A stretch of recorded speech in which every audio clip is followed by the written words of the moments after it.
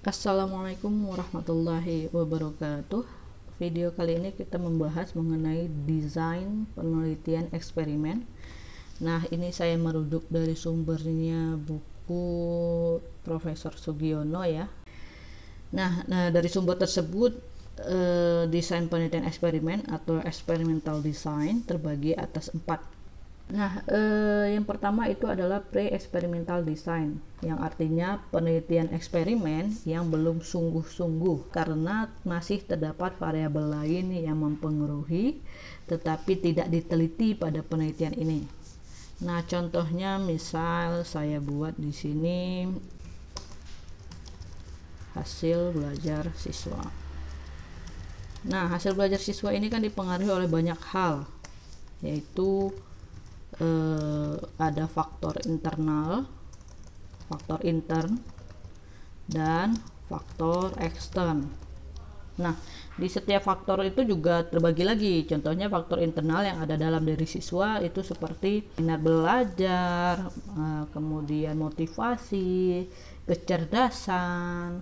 Sedangkan faktor eksternal itu adalah faktor yang dipengaruhi dari luar, seperti proses pembelajaran yang diterapkan, yaitu pendekatan, model, metode, strategi, atau bahkan teknik pembelajaran. Kemudian ada lagi sumber belajar dan sebagainya lah yang mempengaruhi hasil belajar siswa.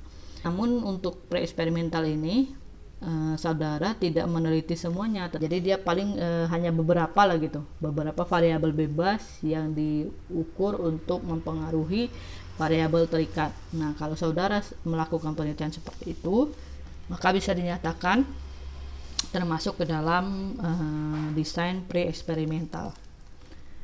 Nah, di pre-eksperimental design ini terbagi menjadi 3 tipe. Yang pertama ada namanya one shot case study. Nah, dari tipe ini kelihatan gambarnya hanya dilakukan satu kali treatment, yaitu treatment itu adalah perlakuan. Contoh misalnya saudara menerapkan pendekatan saintifik, kita langsung pilih. Nah, di kelas eksperimen, jadi di penelitian ini hanya ada satu kelas sampel ya, atau kelompok sampel. Nah, kelompok sampel itu menerapkan yang namanya treatment, yaitu contoh pendekatan saintifik. Setelah diterapkan, langsunglah diuji dengan post test atau observasi akhir. Itu untuk one shot case study. Sedangkan one group pretest post test, nah dari gambar ini terlihat bahwa pada penelitian itu dilakukan pretest dan post test. Jadi tetap menggunakan satu kelompok sampel juga, yaitu kelompok atau kelas yang menerapkan pendekatan saintifik. Nah, alurnya adalah dilakukan dulu pretest atau observasi awal, kemudian dilakukan treatment, dan terakhir dilakukan post test. Jadi di sini nanti akan ada dua data pretest dan data post test. Kemudian yang ketiga ada namanya intergroup comparison. Nah, kalau di sini perbedaannya adalah ada dua kelompok atau dua kelas sampel. Yang pertama namanya kelompok atau kelas eksperimen, yaitu kelompok atau kelas yang menerapkan variabel bebas, yaitu pada contoh di sini adalah pendekatan saintifik. Nah, sedangkan kelompok atau kelas satu lagi itu dinyatakan sebagai kelompok atau kelas kontrol. Kenapa? Karena dia menerapkan pendekatan seperti yang biasanya dilakukan sekolah atau disebut dengan pendekatan konvensional. Maka selanjutnya dilakukan post test. Nah, tes atau observasi yang dilakukan itu sama, butirnya itu harus sama, karena perbedaan atau intervensi dilakukan pada treatmentnya. Oke, nah ini dia untuk contoh dari jenis pre-eksperimental. Yang kedua yaitu true experimental design, yang berarti penelitian sungguh-sungguh dan mengontrol seluruh variabel luar yang ikut mempengaruhi jalannya penelitian. Nah, jadi kalau dari true experimental design ini, misal variabel terikatnya tetap hasil belajar siswa. Berarti variabel bebasnya harus meneliti semua faktor internal dan faktor eksternal. Begitu ya. Jadi makanya disebut ini true, penelitian sungguh-sungguh. Nah, ciri utama dari penentuan kelompok sampel pada penelitian ini adalah random. Kalau pada pre-eksperimental tadi tidak random, langsung peneliti yang menentukan kelas mana yang menggunakan treatment dan kelas mana yang tidak. Kalau di sini di random. Nah, tipe-tipe true experimental design ada dua. Yang pertama post-test only control design, yang kedua pre-test post-test group design. Nah, kedua tipe ini sama-sama menggunakan dua kelas atau dua kelompok, yaitu kelas kontrol dan kelas eksperimen.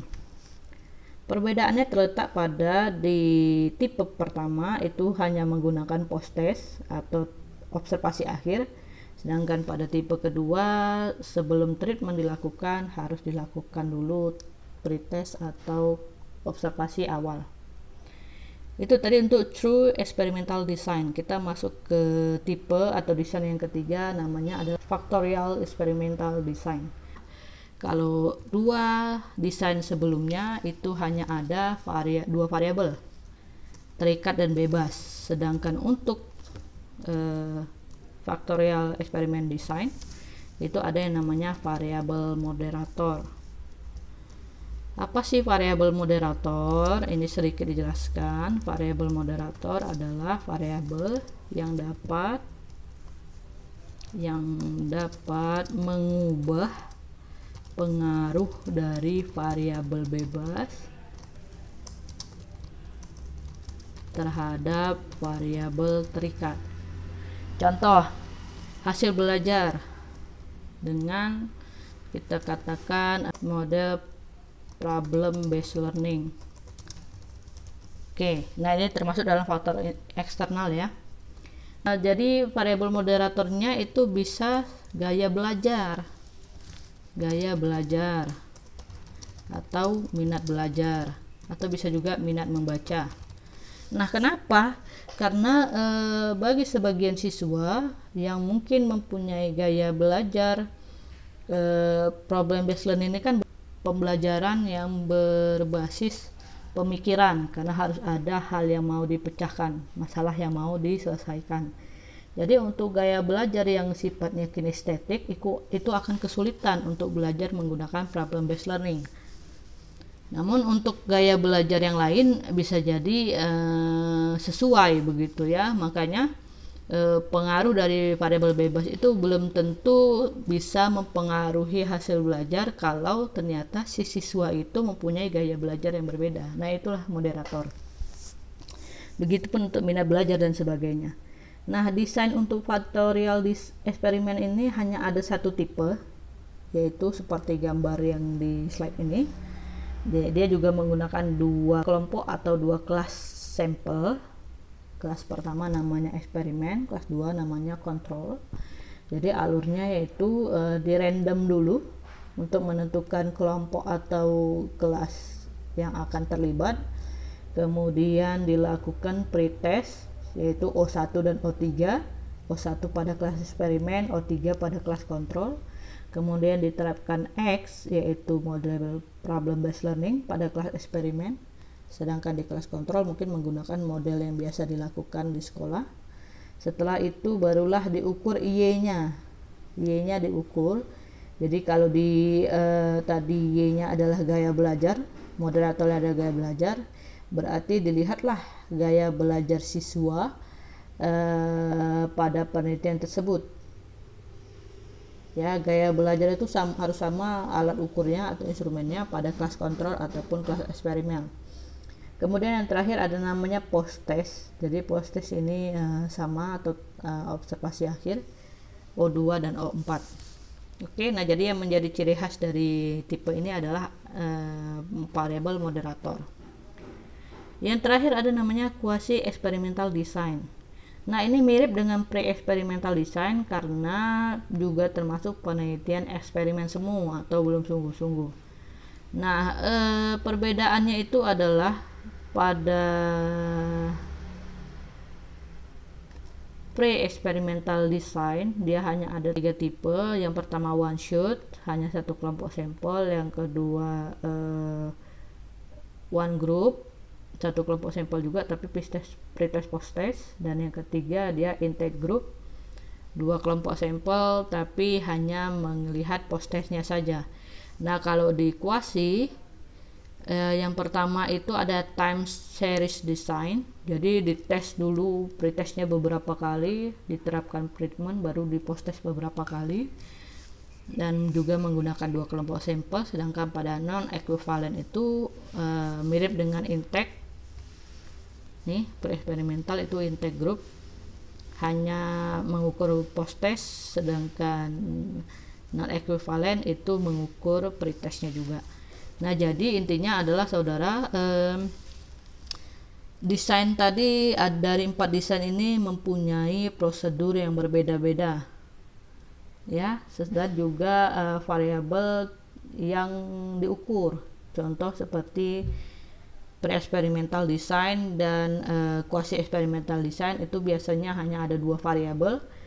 Nah, true experimental design ini juga 2 variabel, yaitu terikat dan bebas. Nah, sedangkan di factorial experimental design ini uniknya ada 3 variabel, yaitu variabel terikat, variabel bebas, dan variabel moderator.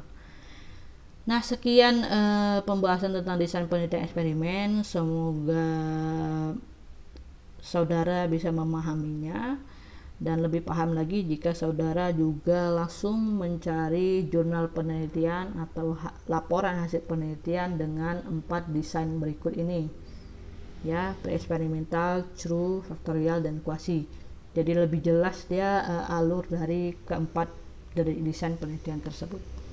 Nah, jadi saudara, penelitian eksperimen tidak sembarangan meneliti, tetapi menentukan dulu desain yang akan digunakan, kemudian merancang perlakuan, menyusun instrumen, ya, karena itu perlakuan ada di X, instrumen itu ada di O pada gambar ini. Nah, kemudian barulah bisa menganalisisnya. Nah, sekian, terima kasih. Assalamualaikum warahmatullahi wabarakatuh.